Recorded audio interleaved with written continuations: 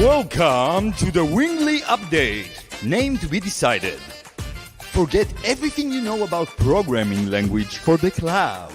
Now, welcome your host, Eyal Keren.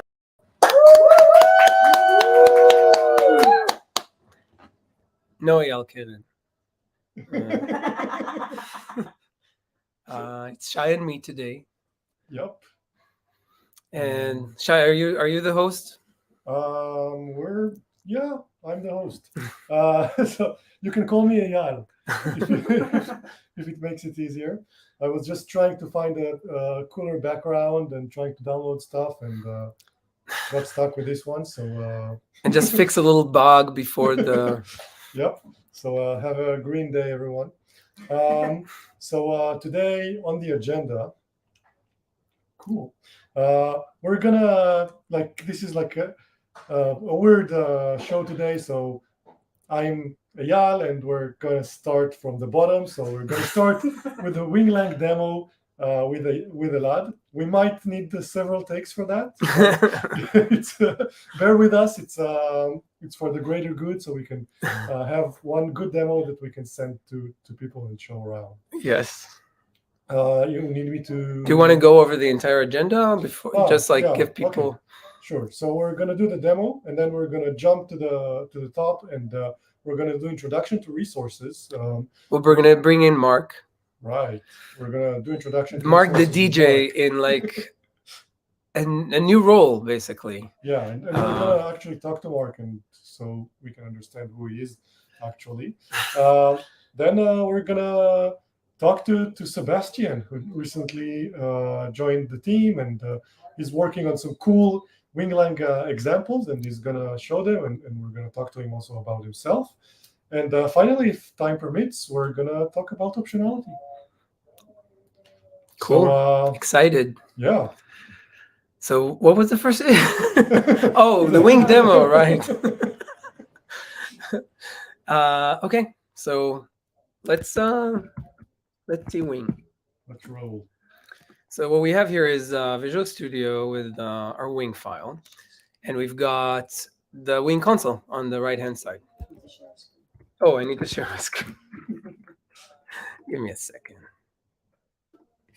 Okay, let's show. Entire screen.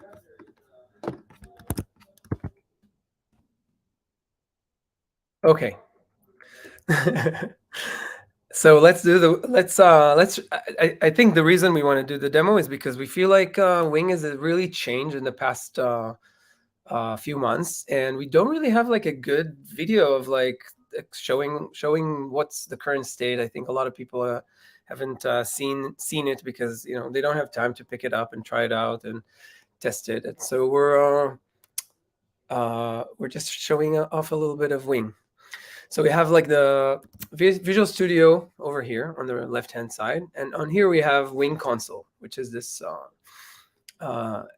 tool that you download on your machine, that you install on your machine as a desktop application that you use to work. When you write Wing code. And so let's start. I'm going to start by creating a Lambda function or a cloud function, and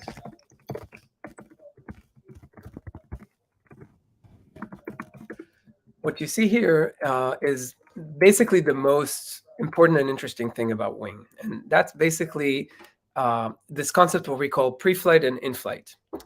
In pre-flight, we define infrastructure. And in-flight is basically the code that runs inside the infrastructure, inside our cloud. And so if I write this, basically what I have is a cloud function that executes this log line. And so now if I go to this cloud function and I run it, I can see the output here. Now, this looks almost not interesting, but if I compile this to AWS, for example,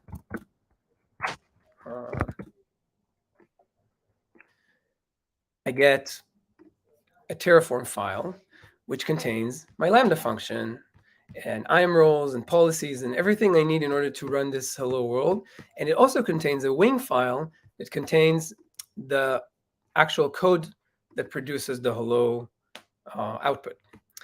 And so this is actually, like converted into something that can run on the cloud. And you can compile it to AWS or GCP or Azure. And I think this one is going to work for almost all of them at this point. Nope. Yeah, it should.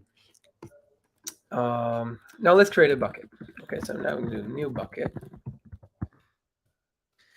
And you can see that now I have a bucket and I can upload files to it and download files from it. And again, when this is compiled to AWS, it will be an S3 bucket. But now let's interact between let's say I want to write a file into the bucket from the function. So I can go and I basically assign a variable here on pre-flight, but I can access this variable from in-flight. And when I do that, I see the in-flight API of the object. And so in this case, it's basically putting files, getting files, listing files, whatever. Now, the interesting thing is if I look at the object from this side of the world, from the pre-flight side, I see the pre-flight API. I see the infrastructure side of the API, which is the static part that connects the infrastructure pieces together. And that's basically the reason we're building a programming language, right? This ability to create these two phases and create the right isolation boundary between those two phases. Because, for example, if I create a variable X here, and I try to access this variable here, and the compiler basically fails that says cannot capture reassignable field X. And that's because someone can actually change X from here, right? I can technically do this, and that's because it's a variable. Now, if I make it a regular, an immutable variable, then basically I can compile, which means that this thing can actually be transferred across the cloud boundary into this in-flight function. So there's a lot of knowledge that the compiler uses when it interacts with these between these phases. And so now let's put a file. So I'm going to do this. And as soon as I save this, you can see that my compiler understands that there's now a relationship between the function and the bucket. And that relationship is useful because when I compile this to AWS, the IAM policy that I'll get basically is least privilege connecting between the function and the bucket. And it knows exactly what operations are performed between those two resources. And that's obviously something that currently has a lot of it requires a lot of work from many people in order to get right and secure. Let's run this, see if it works. Okay, cool. So now I have my file here. The next thing I want to show you is another resource we have, which is Redis resource. So this is kind of like an example of like a third-party resource, right? It's basically something that you would be able to publish as a library. Okay, so in this case, we created one that's called Redis, and I can create a Redis instance in my application. And as soon as I save this, you see that now I have this like this Redis object here, and it also has the Redis API. So I can set whatever. I can call set, I can call get. I have like basically the entire Redis API. Even call help, and it opens the browser. I didn't. And so now let's see my code for a second. Now let's say I'm calling r dot here, and I can see the Redis API. So this is basically a subset of the Redis API. And so I'm going to put hello world here, and I'm going to run this, and basically call this function. And I can see this relationship now, right? The Cloud Function is interacting with this Redis resource. So it's not about IAM policies or AWS, right? Like it's about relationships. And it says hello. Let's say hello world. So it actually the function actually deployed this. And when I compile this to AWS, what I get is Elasticache. I get VPCs. I get the Lambda function inside the VPC with all the connectivity configured between Lambda functions and Elasticache. And in the future, people will also be able to provide their own providers for Redis. So they can say, let's say I want to deploy this on, Redis Labs, for example. So it's this kind of polymorphic behavior of these classes is baked into the stack. Last thing I wanted to show you is abstractions, right? Like the only important thing in software is being able to create abstractions. And so now I can do something that's called a Redis bucket, which is a cool thing that saves everything that I tell it, both inside a Redis cluster and inside a bucket. And I can basically copy this code, say OK, this.b, this.r. So this Redis bucket is, and then let's implement a put operation. And so this product put operation is an in-flight API. So I can actually say in-flight put key value, right? And what this does is basically says b.put key and this.r.put set, right? That's the Redis value. It's a cool example. Yeah. And I'm going to save this, and I'm going to get some errors. Oh, this B. Oh, yeah. Now these guys don't exist, which makes total sense. Redis bucket. So I'm going to create a Redis bucket here, and I'm going to do Redis bucket put bang, bang. And I'm going to save this. Cool. So I see that this function basically reaches out into this Redis and reaches out into the bucket. That's actually something that we want to fix, because there's a basically you can see how the compiler sees the direct relationship between this Lambda function and the actual resource below the Redis bucket. But that's not necessarily something that I'd like to see like this, right? Like I'd like to see the relationship to the Redis bucket, and maybe from within the Redis bucket, I'd like to see the relationship between the put API and the Redis bucket and the cloud bucket. But we're working on it. Okay, let's run it. Bang. Yeah. And bang. So that's it for now. I don't know if that was, oh, nice. It was a cool demo. I kind of liked Dana, I think we can. You think we need another tape? No, I mean, it wasn't the best demo I did, but it's just, I'm excited to show this every time. Like, I feel like it's such a powerful idea. We're almost taking it for granted now. Like, I need to keep reminding myself that this is not the experience that most developers have. Right. When they work in the cloud, it's just feels so natural to do that. It's also too fast, I feel. Like I actually had a conversation about this with Paul today, that I felt that, like he said, I think I'm going to add some delay to the console when you click some buttons, and maybe add some animations, just so that, you can feel that there's something happening behind the scenes, because there's something so weird about like this, like, okay, I'm just like pressing this and it's like immediately appears. And yeah, so it's an interesting design kind of question.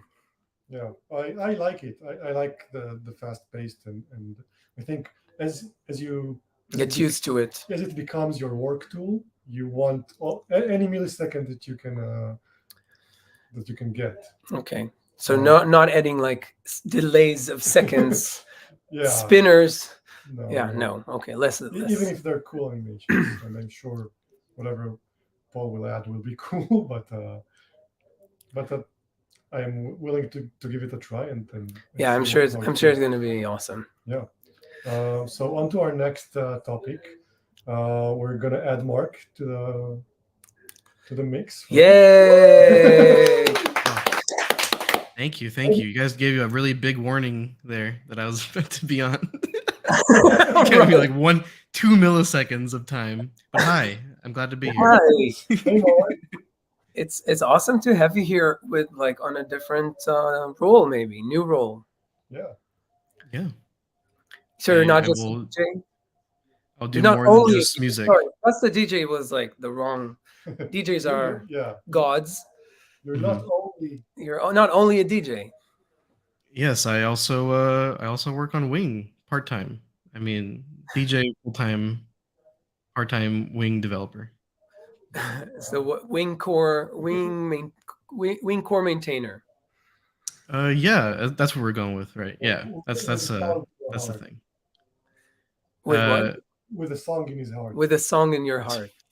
Song in my heart. So what are you working on? Most of my focus is on the VS Code language server side, but I also work on the compiler itself and the operations of the Wing repo. So it's pretty far-reaching, but I think I gave it in order of precedence, where my number one focus is making sure that our VS Code and our like, I want to say DX, but I mean everything we're doing is DX. But like this is like the what's it called? The Like front the first end. line of defense is like your editor experience. If that's not good, then it doesn't matter like how fast your compiler is or how good your error messages are. If it's like it's like gross to use, and then you don't even care about the rest of it. Yeah, I think it's also like a kind of like a window into our compiler, which I think is really interesting because like it surfaces some of the design problems we have, some of the shortcuts we've taken, some of the hacks I think like all of those things are basically surfaced through your IDE experience. And I think like in that sense, it's very much like every front end, right? The front is responsible. It's not responsible, it's blamed for everything, right? In a sense. Yeah. But I think it's also really interesting, like that there's this kind of like human experience of how your compiler is designed. Like it's very much like you press a dot and then something crashes. It's like, oh, but there's some assertion in the compiler for some case that nobody took into account that could happen, right? Like that's yeah, it's a really interesting like set of problems to like writing a compiler for a program that will work versus a program that probably won't work, which is what when you write the language server, that's what's actually, I mean, it's not a different compiler, but you know what I mean? Like the problem space becomes different. It's almost like right now we have sets of tests for, here's a bunch of valid Wing programs. We almost need a set of tests for every keystroke that it took you to get to every one of those valid programs to make sure that, oh, when you type this one letter, actually, no, that causes it to crash or something. That's an excellent testing harness for the. Yeah, it would if it didn't. That might take a little bit of time. What's that? Sorry, Shai. Go ahead. I was just saying it's an excellent idea. I mean, we can do it automatically. We can take all the tests that we already have and just automatically type them one letter at a time and compile and see. See what I think it could be like, think about it as a snapshotting technology, not obviously you're not going to write assertions about every keystroke, but taking a snapshot of like the output of like every keystroke clicked in for a Wing program is easy. It's actually not a hard thing to do, right? Like you're technically doing something like that in the new testing framework you wrote. Yeah, for the testing for the completions for the language server, you effectively give it an incomplete program and say, hey, wherever the cursor is at this position, what should I see? Like, what should the completion show? Yeah. So it's basically running that in repeat, Exactly. Yeah. Yeah, it's really cool. So, anyway. Yeah, so glad that we brought you on the show so you can make this incredible breakthrough in the design of the. For the record, I had thought about it before, just so I don't seem that smart. I was already thinking about that, so don't worry. It's somewhere in the pipeline. It's somewhere in the pipeline, exactly. Okay, so what did we want to bring Mark for and like talk about? So I'm just here. We wanted to talk a bit about Mark. And then just go over our introduction to resources. So I guess some of you already have seen on our homepage that we have like a take a tour of Wing window, where we have a nice tutorial that walks you through building like a cool application, smart smart queue that saves the last message to a bucket, kind of similar to Elad's demo. So I wanted to take it a step forward and just make some more cool tutorials. And we thought that it makes sense to start with just a tutorial for every resource that we have in our standard library. Let's not start with the bucket. Oh, damn. I really, really wanted to start with the bucket. Just to show Eyal's bad English, unless he corrected but yeah, so we have 4 resources. Let's start with Eyal's favorite one, the counter. I'm going to share my screen. So just share screen.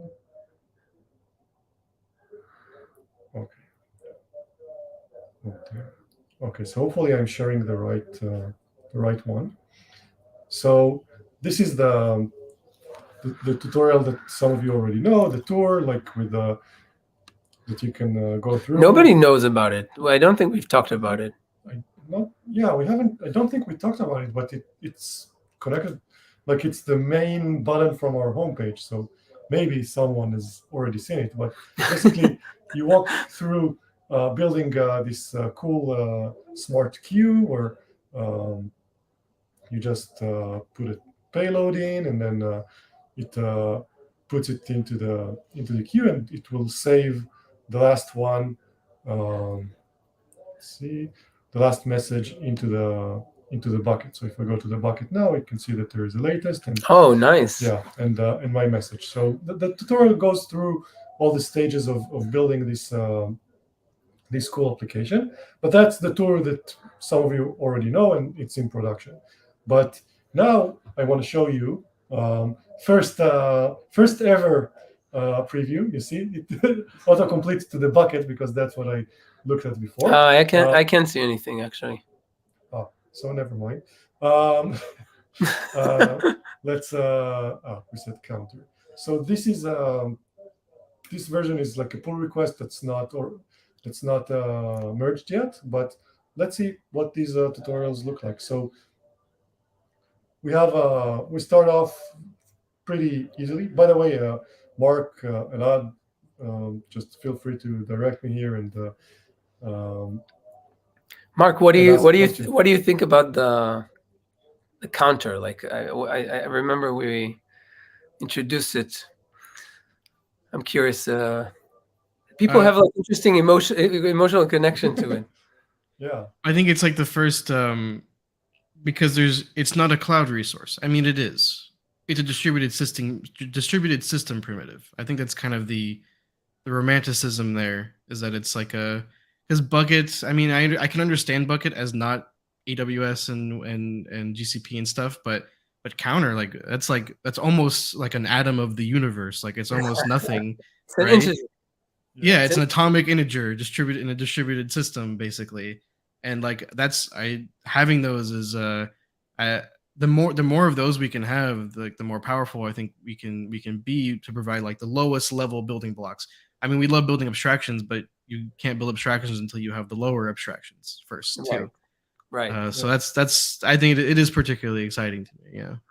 Yeah, it's an incredibly powerful tool, but we do get some flack over it because basically all our other resources are mapped one-to-one to some actual cloud resource. And this counter, there is no counter in AWS or Azure or GCP. So we need to kind of make the choice for the developer how to implement the counter behind the scenes.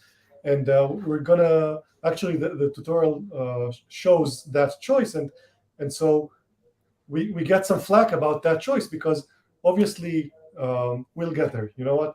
So this is the beginning of the tutorial. So we explain a bit about the resource and what it can do, and then obviously we say that you can check the simulator and interact with it a bit. And then this is something that probably you haven't seen before, even if you have seen the tutorial, is that we have 2 tabs here. We have the Wing Simulator, but over here we have the AWS Terraform. So over here we can see the Terraform that's being generated when we compile this to AWS. And as you can see, the actual resource that this counter generates is a DynamoDB table. And You're looking at me. yeah, it's hard. We're sitting at the same place. So it's a DynamoDB table, and DynamoDB tables have some limitations. So, for instance, the number of operations per second or per minute is it's capped. So one can argue that this is like this choice of ours to use DynamoDB might not be the best one, or not fitting for every type of application. But I think that it's okay, because although we make the choice for the developer, Wing is flexible enough and extensible enough so you can change that behavior. You can configure you can create your own counter resource. You can put whatever you want behind the scenes and make sure that it's up to your requirements. But for most cases, I think a DynamoDB table should suffice, as long as we document what the limitations are. Yeah, but I want to say that I feel like this is definitely like treading in perilous waters, right?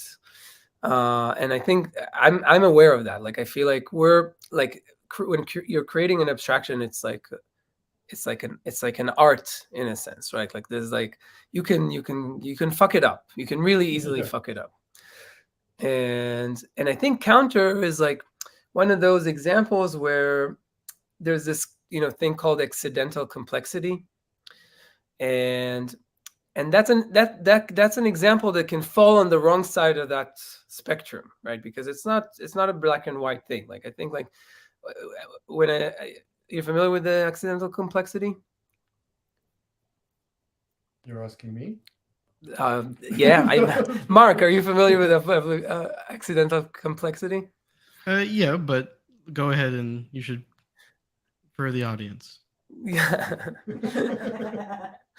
Anyway, so it doesn't sound suspicious at all.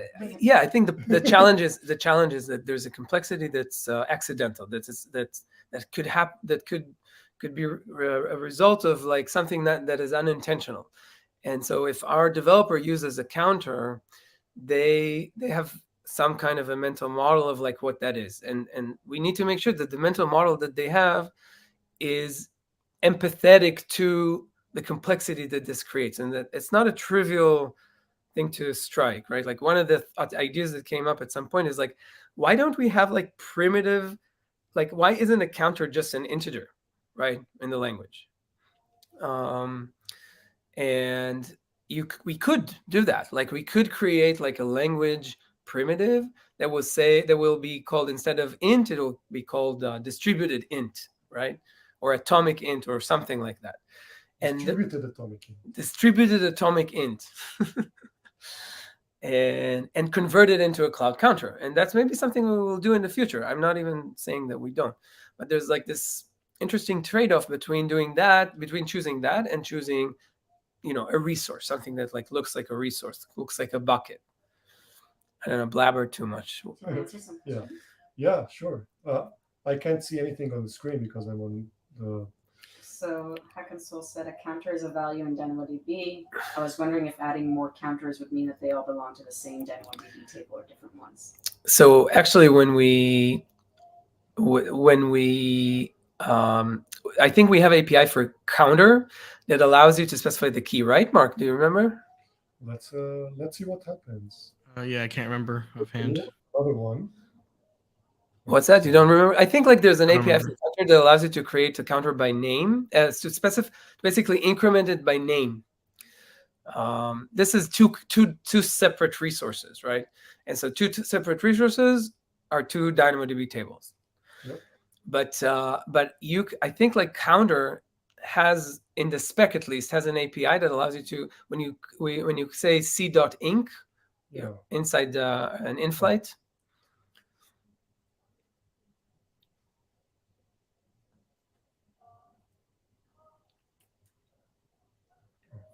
Without the V. Yeah. In-flight.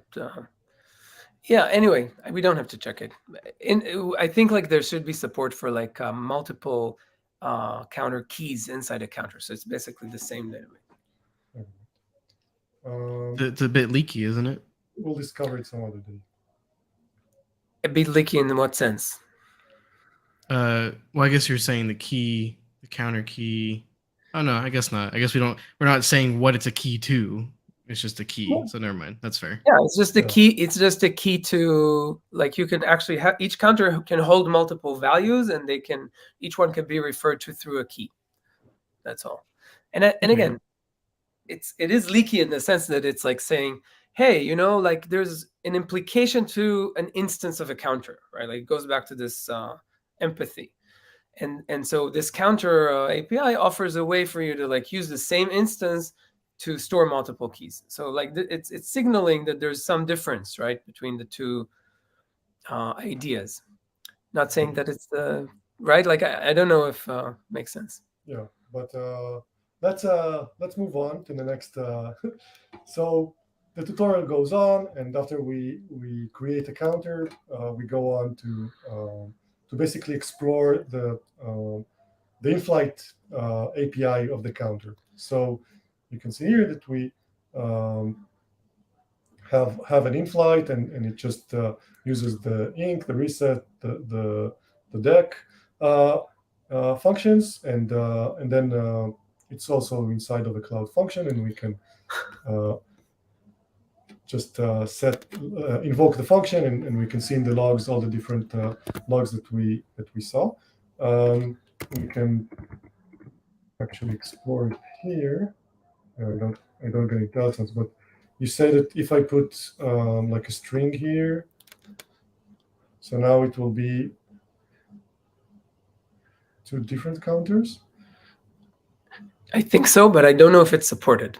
I remember it was spec'd, but I'm not sure if it's supported.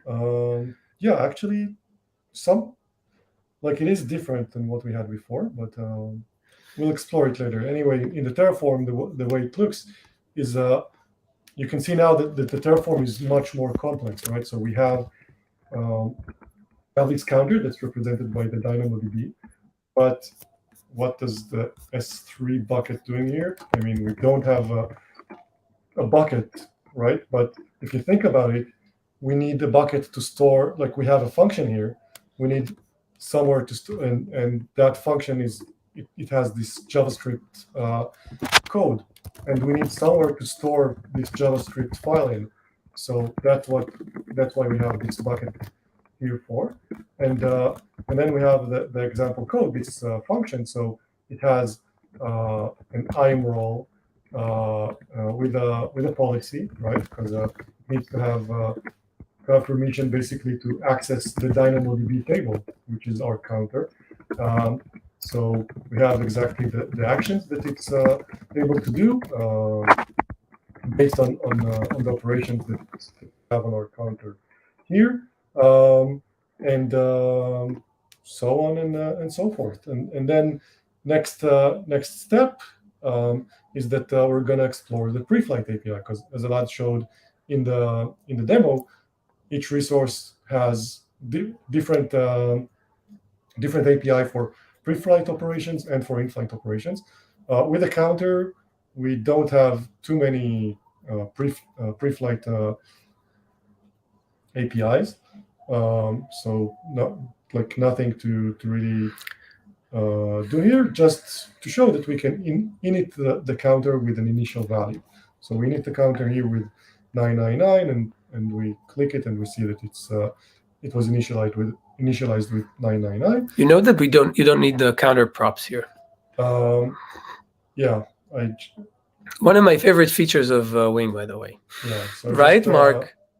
Yeah. So you can also do it's really key. It's really, I love it. It's yeah. It's such a clean. It's kind of like Swifty. Yeah. It's much cleaner. We'll fix it. As we said, it's not a production ready tutorial, and then the last step is just to demonstrate the fact that the counter is indeed atomic. So what we have here is that we have a counter, a bucket, and a topic, and basically a topic is a resource where you can have multiple subscribers of. So we have two subscribers to the topic, and one of them, like both of them, just increment the counter, and we have a function that just does the same operation 99 times. Like it just publishes the number to the topic. So if the counter was not atomic, we would expect to have some race condition here, and we would expect to see the counter in the end not reach the value of 100, right? So let's see what. Wait, can you stop on some of the? I think like the language side is. We can show some stuff. Like one of the things that pops in is if you drag down the range. I like the range is also like a nice. It was actually externally someone contributed the implementation of it. Yeah, and we're still not like. It's not clear from the documentation. We basically haven't decided if it's inclusive or non-inclusive. Right now, the implementation is non-inclusive. Is non-inclusive. Which is what should be. We'll not start the debate right now. I mean, I think that's what the spec says. I'm not sure that it's not about the debate. I mean, we can debate the spec, but that's what we. Yeah, I think the spec says different things in different places, but never mind. That was Marcio, right? Was that? That was Marcio, right? The contribution. The range. Yeah, the range was from him. Sounds about right, but if it wasn't, then sorry, whoever contributed. Oh yeah, Marcio is saying yes. Thank you. Yeah. Sorry, Yeah, thank you. There we go. Kudos. Yeah, actually, if we had to guess who contributed Yes. anything, Yes. Martin would be a safe Yeah, bet. there's like all the AWS CDK stuff is Marcio is like basically becoming a maintainer of like this part of the project. Yeah. Which is amazing. It's really, really amazing to have you involved. Yep, for sure. Brad, you want to go over some other parts of the code? Sure. I mean, no, I just wanted to know. Okay, so let's invoke. Let's see what happens. So we invoke clear the logs first. Oh, Oh no. Okay. Luckily, it didn't take 2 yeah, hours. So we invoke the function, and let's see the bucket. So we see that we have all the different Damn. numbers, and we have like, okay, so the last one has the value of 198, and let's see the counter. Yep, 199. So basically, we have because it's 2 consumers, so we have 99 times 2. The counter was incremented, and there was no race condition anywhere, and no increment that was lost. So hooray, we have a counter. Yeah, and we need to fix the wording here, because it says that it should be the counter should be 100 and not 199, but obviously we know that it should be 199. So that's the counter resource. I don't know. I don't think we have enough time to go over others, No. right? That took like 3 times the amount of That is time. mortified by the option that it's going to happen. So let's, yep. Mark. Yeah, DJ. Yeah. Now, okay, change it. Do you want some kind of ceremonial head change, role change? Let me switch to my poor quality microphone. That's usually what I've been using to. Okay, let's play the video now of me. Okay, no. I don't have any. I don't have a thing to say. So we can say like, Mark, entertain us. Okay, how about I'll do here's my outro. Thank you guys for having me on. Really, really great time. I should be on live, even if I'm not on the actual like talking part. I'll try to make more live appearances. I really love the new layout. I love this. I feel equal now. There's not like, even though I know you guys are in the same room, I feel like we're all equals on this. And oh god, your hand grew all of a sudden in the other camera. So I love this new layout. Happy to be here. And I'm not exactly cueing the song, but I'll just assume that after I say the next few words, then the song will play. I think Nice. someone's ready to play something. Anyway, the song is Glass House by Papa Rod. Yes. No evidence, no evidence, no evidence, no evidence, no evidence, no evidence, no evidence, no evidence. We both know what happens when you stomp in the glass house. No Got you evidence, stomping in the glass house. no evidence. We both know what happens when you stomp in the glass house. No evidence. Okay, so Mark, you're still, I'm sure you're still with us and you can hear what we say. Yeah, I can attest that being Eyal is a really nice experience. So you're welcome the next time, or maybe some other time. Every in the future. time. Yeah, just come and be Eyal. It's fun. And now on to the next and final guest for this show. We have Sebastian here with us. Hey there. Hello. What's Hey. up, man?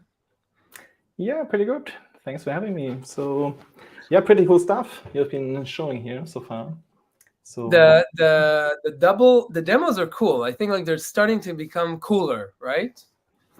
yes, yeah, quite nice. So I really like the new layout for this tutorial style, like the Terraform layout there. Yeah, quite cool. Yeah, you had a big part in. You have a big part in the foundational layers of this, right? Like basically all the Terraform stuff is based on CDK for Terraform. Yes, yeah, that's true. Which, Yeah, so it's quite started. exciting to see it's being used in other contexts as well, right? So yeah, fun, and yeah, huh? that's Tell us the story. Tell us how it got started. It's a fun story. how it got started. Tell my version.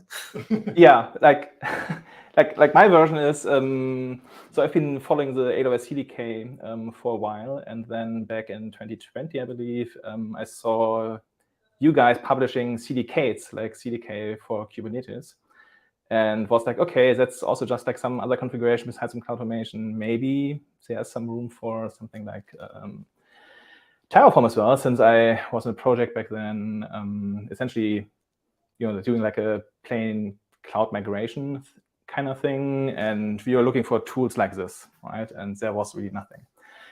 And well, like a couple of evenings later, I had like a little prototype working based on the CDK stuff, and well, published on Twitter. That's how I met Elad and got into touch with HashiCorp. And yeah, turned out you were sort of working on a similar thing. So I was, well, good timing, I guess. And Yeah, timing was beautiful. I love this. I think like this is the beauty of like open source and community, and like I think like that's how like awesome things happen.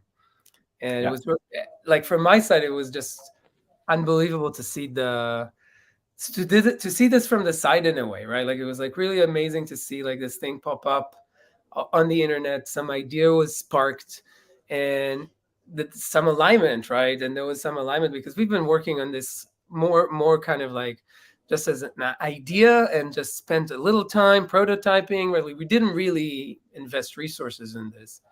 Yeah. And then when this alignment happens, and you just like, anyway, it's really amazing. And so you basically worked at Hashi for a few years and built this from the ground up. Yeah, like I think in total it took like from the initial prototype to becoming well, production ready in a sense. Like it's like commercially supportable by HashiCorp. It took like roughly 2 years, and that's essentially the time I spent there. Like first as a contractor, but then I switched to like a full-time role and built up the team, and yeah, it was a quite nice time. And yeah, Now you and see your little thing being used in other projects.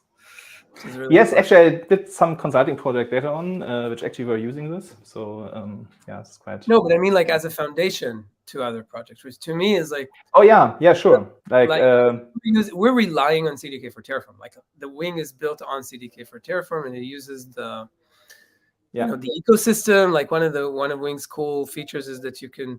I mean, you'll actually show it, right? So I'm not gonna. But okay, so let's talk Yeah, about. like actually, like nothing compared to the demos which are happening already. But like, I had the chance to have like to bring some fresh eyes on the project, and I really discovered like from a user's point of view from the get-go, which was quite interesting. Like quite interesting journey. To Tell us just more. so just like without looking at the code, just trying to be using it by reading the documentation, looking at other code, like other examples, maybe using the VS Code integration, like the plugin for VS Code, and yeah, well, like I don't know, like I think I started, like actually like roughly a month ago, right? But I'm part time, right? So like I'm not spending full time, so but still. It took a while to get my feet wet. Discovered like a few bugs, like a ton of bugs along the way. But yeah, quite interesting certainly. And I think what's really like what's really like interesting me in there is for example, the testing stuff. So I've spent quite some time trying to figure out like some testing capabilities around CDK for Terraform, AWS CDK. Like how is it possible to test this in a in a test-driven automated fashion? And we've got some like language primitives for testing, which is I think yes. I'm excited about that. Yes, yeah, me too, and that's really where it gets interesting, since it's like, and I show this in a second, since it's possible to like local test plus cloud test, like integration test, based from the same code base, which was trying to sort of build in like natively for AWS CDK or CDK for Terraform, and it's really difficult to do. It takes a long time. It's really long iterations. So it's like that's certainly pretty interesting. Yeah, I mean, with CDK, AWS CDK, you can't really run your application locally, right? Like there's no solution for that. And so it's either you. Well, I think in theory you could sort of, but it's difficult. Yes, like lots of boilerplate setup. Yeah. Yeah, I mean, you need your runtime code. You need your in-flight, your runtime code to run within some kind of a simulated environment, but you're not really creating a simulated environment. You usually just like mock up some requests and responses, which is my worst nightmare, basically. Is like writing a Lambda function and writing unit tests for Lambda functions. It's like, and if you want to do a good job, you're suffering the most. Mocking in general is like so, it feels redundant. Like, why am I mocking something that's like here to help me? Yeah. And then the other part is like your infrastructure tests. And then I think the best we did in the CDK was snapshot testing, right? Like it wasn't really like... Yes. Yeah, sure. Like snapshot testing, yes. But I was really after like these end-to-end integration tests. So I was really deploying everything from scratch to to have some and try to tweak it and make it faster deployment. But it's really difficult to do. So yeah, that's one thing. And then I think it's really like the simplicity of the SDK itself, right? To have like the resources at hand and to connect them together, like given that it really works the way, and it's like really like a one-to-one, equally working version locally and in cloud. That's quite attractive. Yeah, and we're actually working. We've spent some time recently, and we're working on like this basically. We have testing for all the for all the resources of the SDK. I think we will probably we have to talk about this at one of the shows. But we have all the resources at the SDK, and each resource has a bunch of Wing tests, right? Like so, they're Wing applications that test it, and then we run all these tests before we release. And so we literally the plan, and we're not finished with this project, but the plan is that every release we're going to test the entire matrix, right? Like of all the resources across all the cloud providers. And that's what we call guaranteed to work, right? Like that's kind of like one of the design tenets. Because again, if there's a contract and we have a test that verifies that the contract is adhered across all the providers, then this is a solid abstraction, right? Like it's non-leaky in that sense. Like, but we have to test it. We have to actually like. Yeah. Yeah. I don't know. We can just jump into. Yeah, go ahead. Like I don't think anyone has seen already the examples that you're working on, and I'm very curious to see. So how do you do this? Probably that's the easiest. Oh yeah, Inception. Hang on. So, yeah, as I said, right. So, so when I was starting out, like the rough idea we had was to build like an examples project, which consists of like a few examples. You guys have been working on a few examples already. There was like a Winkathon with like a few dog fooding project, and the initial idea was to move them over to the examples repo. And actually, that's not really happened so far due to like a few like blockers along the way. Since I joined in. I think it's due to you being really excited about running all these tests in parallel, every CI, doing it like properly, which I love, by the way. I think sure. I can show that in a second, yes. But I think I also joined in an interesting time where it's like there's lots of change happening in the project, and so interfaces changed, resource got renamed to class, and like documentation is outdated a bit, and so it's like really just to get the basics going, if you have no context at all, is quite interesting. Yeah, I mean, I think it's really fascinating. I'd love to spend more time, just like kind of like reviewing your experience, right? Like I feel like it could be really really valuable for us to basically kind of like work like Eyal and Shai have been working a lot on the documentation lately, and I think like trying to rethink our documentation and make sure that the experience is like way more streamlined. And I think like your snapshot could be super useful. Oh yeah, I've been talking with Eyal already, and so I think that conversation is going on already, but could probably be like maybe like a bigger group. I don't know, could make sense. So what I actually started out is with just using the Hello Wing example from the documentation, since I thought, well, this should be certainly working, and it actually did to for the most part.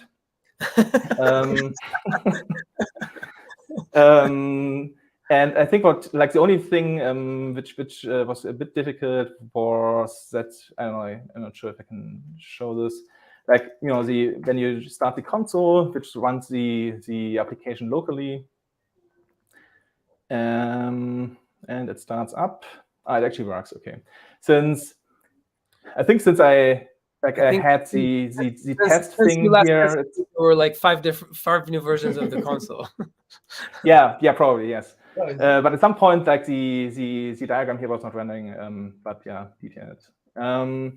But yeah, that's essentially like the Wing Hello World example, which works with a little nice test, which I mentioned already, right? So rather than testing this manually, there's like an automated test, which is like the new test declaration syntax in Wing, which I believe translates to like an in-flight function, if I'm not totally wrong.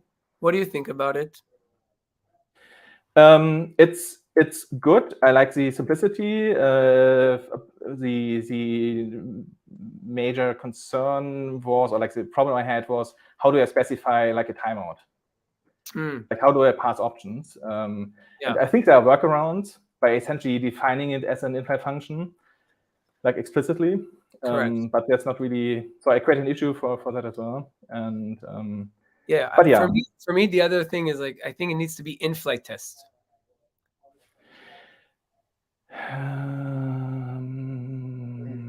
To be aligned with the other Because declaration types. the internal context is an in-flight context. It's not a pre-flight context. Yes, it's what I said, right? So I'm assuming it's like an in-flight context. So which means it would be actually deployed to AWS, right? So if I would run this against AWS, it would be actually deployed as a Lambda function, right? Yeah. And again, the point is not if it's deployed on a Lambda function or not. The point is that when you're interacting with the objects outside of it, you're interacting with their in-flight API. You're not interacting with their pre-flight API. You're crossing the boundary, right, between pre-flight and in-flight. Yeah. That's the important part, right? Like the fact that whether it's how it's running, it's not really doesn't really matter, right? Like it could run in a Lambda function or in a. Yeah, well, I mean, sure, doesn't matter. I mean, for the user, probably not really. Shouldn't matter.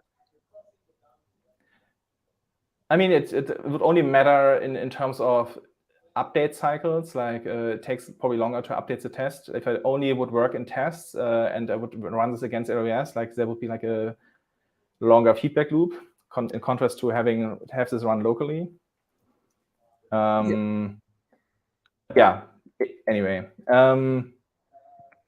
And yeah, but so like the Hello Bing example, so it was great. And then as Elad mentioned already, so my idea was I would like to test this since I think at least what I took away from the initial conversations was the idea is really to test these examples against the simulator, like the Wing console sort of thing, plus against any supported target, which I believe as of today, the only officially supported, like fully supported across everything is the AWS target.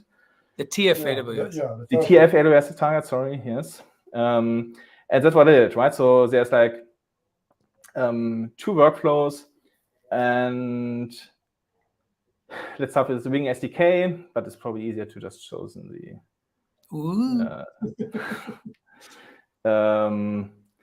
right. So we have the SDK Can you test. increase your font size a little bit? Right, and so we see, oops. So we do like a dynamic matrix build, which means like each example will be built as an individual job, which makes it easier to spot if there's like an issue with one of the examples, rather than having to trawl through like a ton of logs in one single global executor. And so you have like the Hello Bing example in the simulator and the LOS, and you would have like any other example as part of this as well. And so then if you click on it for a second. Okay, and here it's basically deploying to an AWS account and everything. Yes, so there's exactly. So this is using the GitHub OpenID Connect version. So GitHub Actions is hooked up to AWS via OIDC. And this integration or the role setup for this was actually also built with Wing, using the CDKTF, like the direct CDKTF integration, and that's where these examples are stemming from, right? So there's like the Hello Bing example is like the SDK example, which works universally across all supported targets and provides like specific. Sorry. Yeah, go ahead. And the provided specific examples are, like tailored to, for example, like using like a CDKTF Terraform module, right? Like being able to use some module without having to use like an NPM package, which is wrapping this and providing types. It's going to be untyped, what you get here, but it still works, and that's how it was built. I can show this if you want in a second. And there's also AWS CDK integrations, like the Hello Bing as an explicit Hello Bing. Like the Hello Bing example as AWS CDK version. The one that it compiles to the AWS CDK to cloud users. You can use CloudFormation to deploy it, basically. Exactly, that's what it did, or like that's what it does. It's using like a little shell script to do like the magic that's needed to actually make this work. Since this was like another little bug, so that you need like the globally installed AWS CDK lib package alongside your Wing. Oh, package. right. Because we removed this from the bundle. It was originally bundled into the SDK, and it was basically 90-something megabytes of kube control Docker images. Right. Yeah, and then it's I'm really responsible. just I'm responsible. compiling. What I said, I actually added them to the AWS CDK, the kube control Docker images. And then like after the compile, it's really just like a normal CDK deploy workflow for the most part, right? Nice. Aside from just you have Wow, to this just is specify the amazing. step. And then since like Marcio, I believe it was his name, was brought up already. He helped me with the AWS CDK part when I ran into problems there, and he he gave me some examples, and which is like a native AWS CDK Docker image function thing. So which builds like a little Python container and publishes as a function, and that's also like working and is Nice. gonna be built. It's all running in CI. That's all running in sure. That's all running in CI. Sure, no, yes. Sure. The provider-specific tests, but these are only ran against the actual targets, since there's no local simulator version, right? So, but that's like the same idea. You get the different projects and dedicated jobs, and yeah, and if you want, I can. But you're probably running out of time. But there's also the OpenID Connect version, which is that's a research one. Yeah, these are actually the projects which we gonna, at least to some extent, I think, gonna extract and move it over. Yes. And then this is like this little GitHub OpenID Connect thing, which is using like a dedicated CDK-TF integration, right? So it's using the Terraform asset helper, which moves your local assets from your project into the deployment target folder. It can zip it, can move folders, individual files, whatever you want. It's using like Terraform functions. So CDK-TF itself provides typed function or typed access to supported Terraform functions. Oh, cool. So this reads just the content of the file, which is, and then here's this Terraform HCL module, which actually does the magic of setting up the provider and setting up the role. You can add like the policies, and then you're good to go. And yeah, so this was then, I think like this came last year, and this where it really started to flow a bit. It was like, okay, that's going now. So you mean like I see, got it. No, the provider is the IDC provider is really cool, because I feel like it's the first production, literally the first production code that runs, that was written in Wing, that uses CDK-TF. We have Chris's. We have release Chris's bot. release bot. That's another one. And my bot that just lists all the tests, and it's just adds more tasks. I'm like, I don't read it anymore. Long story. Yeah, it certainly has been lots of fun, lots of issue curation in GitHub, lots of conversations on Slack, which were like really like responsive, quite responsive, like also from community, I think. So not only like from the Wing core team, but also like from other people, which was quite nice. So it's a lot of fun and lots of stuff to do. So fun to work together. I remember, like, we've never actually worked together, I think, right? Like, I feel like it's we've always we did a little project, like some projects with yes, yeah, ATF. There's some collaboration type of thing, right? So the AWS CDK, CDK-TF prototyping. Right, like the L2 support project, right? Remember that? Yeah, which actually works to some extent today, right? So it's like quite nice. And Pulumi are also using it. Yes. Yeah. Pulumi are also Pulumi has CDK support, and they're using the L2 integration so that you can actually use any CDK, any AWS CDK and CDK for Terraform resource within your Pulumi application. Nice. Yeah, and they actually built also the asset integration, so not only the L2 the console integration. So which is not really working. I mean, I think it's pretty simple to build in the end. The But foundation is the same. Is the same. it has to be built, and yeah, they build it. And so far in, I think, CDKTF, well, you have to invent your own kind of thing. Sebastian, pleasure. Great to have you. Yeah, thanks for having me. Lots of fun. We'll invite you more happy to to make- give us some talk, share, your thoughts. I think I really want to, keep your pulse and make sure Yeah. that we're, keep us honest. It's really, Yeah. really useful really important. Yeah, extremely. Cool, Bye. awesome. Thank you so much. And thank you everyone for bearing with us. We're over time, so we're gonna 5 minutes over time. This is nuts easy. Sorry, not supposed to say that.